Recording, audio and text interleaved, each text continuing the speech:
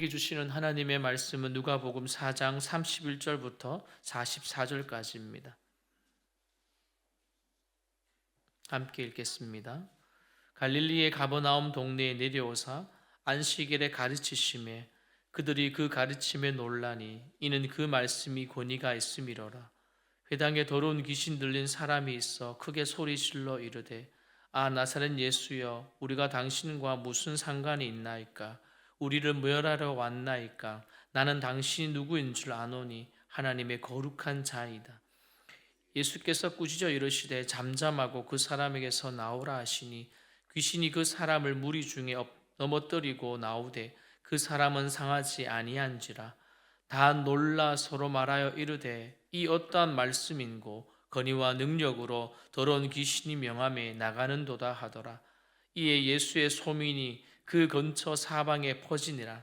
예수께서 일어나 회당에서 나가사 시몬의 집에 들어가시니 시몬의 장모가 중한 열병을 앓고 있는지라.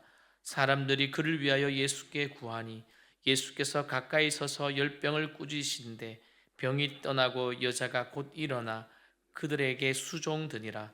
해질 무렵에 사람들이 온갖 병자들을 데리고 나오매 예수께서 일일이 그 위에 손을 얹으사 고치시니 여러 사람들에게서 귀신들이 나가며 소리질러 이르되 당신은 하나님의 아들이니이다. 예수께서 꾸짖으사 그들이 말함을 허락하지 아니하시니 이는 자기를 그리스도인 줄 알미러라. 날이 밝음에 예수께서 나오사 한적한 곳에 나가시니 무리가 찾다가 만나서 자기들에게서 떠나지 못하게 만류하려 하매 예수께서 이르시되 내가 다른 동네에서도 하나님의 나라 복음을 전하야 하리니 나는 이 일을 위해 보내심을 받았노라 하시고 갈릴리 여러 해당에서 전도하시더라. 아멘. 예수님은 광야에서 사탄에게 시험을 받은 후 이제 갈릴리로 돌아와 전파하고 가르치며 치료의 사역을 하십니다. 이러한 예수님의 세 가지의 사역은요, 하나님의 나라가 이미 임했음을 보여주는 확실한 표지입니다. 그리고 예수님이 안식일에 보니 나사렛 회당에서 주의 성령이 내게 임하셨으니 라고 하는 그 이사야의 말씀이 즉 글을 읽으시고 그 글이 응했다라고 하십니다. 그런데 놀라운 것은요, 요셉의 아들이 아니냐며 놀라워하는 이들에게 이렇게 말씀하시죠. 선지자가 어떻게 해요? 고향에서는 환영받지 못한다며, 그리고 엘리야 때의 사렙다의 과부와 엘리사 때의 나만 장군을 그들에게 알려주십니다. 이로 인해서 회당에 있는 사람들은 어떻게 하였습니까? 예수님에게 모두 화가 잔뜩 나서 예수님을 어떻게 합니까? 어제 보니 예수님을 밖으로 쫓아내셨습니다. 그런데 놀랍게도 태연히 그들 사이로 지나가신 예수님은요, 자신에게 주어진 그 사역을 멈추지 않고 다시 시작을 합니다. 오늘 본문에 보니 두 가지의 치유 사건이 등장하는데요, 특별히 우리 31절과 32절을 함께 읽습니다. 시작. 갈릴리의 가버나움 동네에 내려오사 안식일에 가르치심에 그들이 그 가르침에 놀라니 이는 그 말씀이 권위가 있음이러라. 아멘. 여러분, 예수님의 가르침에 사람들이 어떻게 하였습니까? 놀랐습니다. 놀라워했습니다. 여러분, 앞에 있는 나사렛 사람들은 놀라면서도 분노하는 반면에 오늘 가버나움 사람들은 똑같이 놀라면서 예수님을 어떻게 합니까? 함부로 대하지 않았습니다. 성경은 존경한다라는 표현은 없지만 함부로 대하지 않았고요, 놀랬습니다. 그러니 동일한 메시지에 두 도시의 사람들이 다르게 반응했습니다. 아마 이 자리에도 우리가 매 주일마다 예배드리는 그 예배의 시간에도 하나님의 말씀을 받는 성도들의 마음은 다를 수가 있습니다. 그러나 놀라운 것은요, 오늘날 성도들은 너무 좋은 설교의 홍수에 살고 있지 않습니까? 예전에는 다른 교회의 목사님의 설교를 들을 수가 없었습니다. 왜냐하면 내가 섬기는 내 교회, 그 시간이 동일했기 때문에 그 목사님의 설교만 듣고 살아왔지요. 그러나 요즘은 어떻습니까? 마음만 먹으면 하루에 10편, 20편 큰 교회 목사님부터 중요한 교회, 작은 기초교회 목사님까지 한 할머니만 앞에 두고 설교하는 목사님의 쇼츠도 올라와 있는 이런 현실에 우리는 많은 부분들을 우리는 메시지를 듣고 있습니다. 그런데요, 우리는요 더 중요한 것들이 있습니다. 더 좋은 설교를 찾으려고 노력하고 있습니다. 그러나요, 설교의 양질이 아니라 하나님의 말씀에 대한 우리의 태도와 그리고 우리의 반응을 우리는 점검해야 될 줄 믿습니다. 어떤 말씀을 잘 풀어서 설명하는 목사님이 계실 것이고, 이 말씀을 그냥 원색적으로 있는 그대로 전하는 목사님이 있을 것이고, 또 어떠한 목사님은 그 말씀을 예화를 통해서 실제적으로 우리에게 잘 전하는 목사님도 있을 것입니다. 저마다 다른 하나님이 주신 달란트를 가지고 말씀을 전할 터인데, 그러나 더 중요한 것은 우리가 그 말씀을 하나님의 말씀으로, 나를 향한 말씀으로 우리는 받아야 될 줄 믿습니다. 여러분, 거룩한 회당에 이제 귀신 들린 사람들도 함께 있었습니다.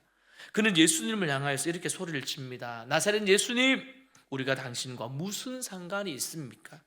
우리를 없애려고 여기 오셨습니까? 나는 당신이 하나님의 거룩한 아들임을 압니다 라고 말하죠. 여러분들, 이 말에 예수님은요, 듣고 그래라고 하지 않으시고 즉시 꾸짖으시며 이렇게 말씀하시더라고요. 그 다음 구절 보니 잠잠하고 어떻게 해요? 그 사람에게서 나오라 라고 하십니다. 그러니 귀신이 떠나고 그 사람은 온전한 사람이 되었습니다. 그리고 이 광경을 본 주위의 사람들은요, 놀라움을 금치 못하였지요. 그리고 성경은 이렇게 기록합니다. 예수님의 권위와 능력에 또다시 그들이 놀랬다라고 말합니다. 왜냐하면 당시에 보니까요, 당시에 그 축기사처럼 귀신을 어떻게 그들은 위협하거나 또 아니면 주문을 위해서 그 당시에 귀신을 쫓아냈다고 말합니다. 두 가지죠. 그를 어떻게 해요? 위협하거나 아니면 주문을 외우거나. 그런데 오늘 예수님은 그렇게 하지 않으셨잖아요. 어떻게 하셨습니까? 이 사건은 순전히 말씀을 통해 이루어졌습니다. 하나님의 말씀을 통해 이루어졌습니다. 이처럼 하나님의 말씀에는요, 치유의 능력이 있습니다. 왜냐하면 예수님에게는 명령, 즉 권세가 있기 때문이죠. 또한 우리에게도 동일합니다. 어떻게 됩니까? 영접하는 자, 곧 그 이름을 믿는 자에게는요, 하나님의 자녀가 되는 권세를 주셨다. 또 우리도 동일하게 하나님께서 구하고 찾고 또 두드리고 하나님의 능력을 구할 때마다 우리에게 주시죠. 성령의 능력을 말이죠. 그래서 그 예수님의 명령에 권세가 있음을 우리는 여러 가지의 사건을 통해서 알고 있지 않습니까? 귀신도 떨고 그 권세 앞에서는요, 풍랑도 잠잠해지고 그 권세 앞에서는요, 질병도 떠나가게 된다는 말입니다. 혹시 마음이 지치고 슬프고 힘들어서 주저앉고 싶을 때에 여러분, 예수님 앞으로 어떻게 해요? 나가십시오. 그러면요, 주님은 우리의 속사람을 회복시켜 주시고 동시에 우리에게 온전하게 하실 수 있는 분이십니다. 여러분, 이 사건이 끝난 후고 이제 예수님은 그 자리에 떠나서 다른 곳으로 갑니다. 누구의 집이 그죠? 성경에 보니까 시몬의 집으로 이동하십니다. 그런데 또 그 집에 시몬의 장모가 열병으로 고생하고 있었지요. 이미 예수님에 대한 소문이 다 퍼진지라 주변 사람들이 예수님에게 도움을 구합니다. 예수님 도와주십시오. 우리 39절 함께 읽습니다. 시작. 예수께서 가까이 서서 열병을 꾸짖으신데 병이 떠나고 여자가 곧 일어나 그들에게 수종되니라. 아멘. 여러분, 어떠합니까? 이번에도 예수님은 고통 중에 있는 한 여인을 고쳐주셨습니다. 즉 예수님의 치유 사역은요, 이제 많은 병자들을 대상으로 계속 이어집니다. 40절에 보니까요, 자신에게 다가오는 사람들을 일일이 손을 얹고 고쳐주셨어요. 손을 얹고 고쳐주셨습니다. 우리가 몇 명인지는 모르지만 성경은 많은 사람이라고 말합니다. 많은 사람. 예수님은 많은 사람이라고 하기 때문에 100명인지 200명인지는 모르겠지만 어쨌든 예수님은 일일이 그들에게 손을 얹고 고쳐주셨다는 것입니다. 사랑하는 성도 여러분, 저는 여기서 무엇을 느꼈냐면요, 자신에게 다가오는 사람을 마다하지 않고 누구나 오라 하시는 그 예수님. 우리 같았으면 잠시 쉬었다 하자고, 내가 좀 쉬었다가 숨 돌리고 밥 좀 먹고 하지 않았을 것 같은데 예수님은요, 아마도 오는 사람을 말리지 않고 계속 그들을 고쳐주셨을 것 같습니다. 저는 그래서 이 장면을 보면서 마태복음 11장 28절의 말씀이 생각났습니다. 수고하고 무거운 짐진 자들아, 어떻게 해요? 다 다 내게로 오라. 내가 너를 쉬게 하리라. 정신적인 것인지 육체적인 것이든지 주님께로 나오라는 것이죠. 주님께 구할 때마다 주님께서 어떻게 해요? 해결해 주십니다. 주님께 다가가는 순간이 주님이 일하시는 순간일 것입니다. 지난주 우리 사부 젊은이 예배에서 불렀던 찬양 중에요, 예수 예수 예수라는 그런 찬양이 있습니다. 오직 예수 이름에 능력 있네, 예수 이름에 치유 있네, 예수 이름에 권세 있네, 오직 예수 이름에 회복 있네, 예수 이름에 자유 있네, 예수 이름에 구원 있네. 그렇습니다. 하나님의 말씀에는요 권위가 있습니다. 그리고 하나님의 말씀에는 앞에서 말씀드렸던 것처럼 치유의 능력이 있습니다. 그러나 예수님께서는 이와 같은 사역을 위해서 중요한 시간이 필요하셨더라고요. 우리에게도 필요합니다. 무엇입니까? 42절부터 나오는 그 말씀을 통해 알 수 있는 것은 하나님께 말씀과 힘을 공급받아야 된다는 것이죠. 42절 함께 읽습니다. 날이 밝음에 예수께서 나오사 한적한 곳에 가시니 무리가 찾다가 만나서 자기들에게서 떠나지 못하게 만류하려 하매. 아멘. 여러분, 하나님의 말씀은 위로부터 임하여 흘러가는 거죠.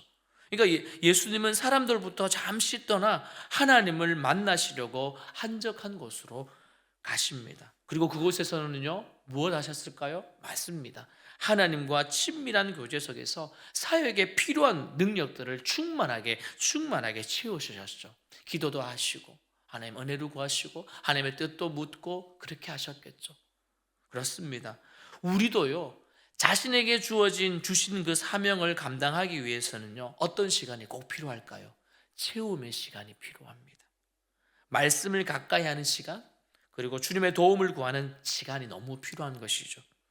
여러분의 사명도 그 사역도 우리는요 우리 스스로 감당하는 것이 아닙니다. 꼭 기억하십시오. 하나님께 말씀과 힘을 공급받을 때에 사명과 사역은 물이 흘러가듯 자연스럽게 흘러가는 것입니다.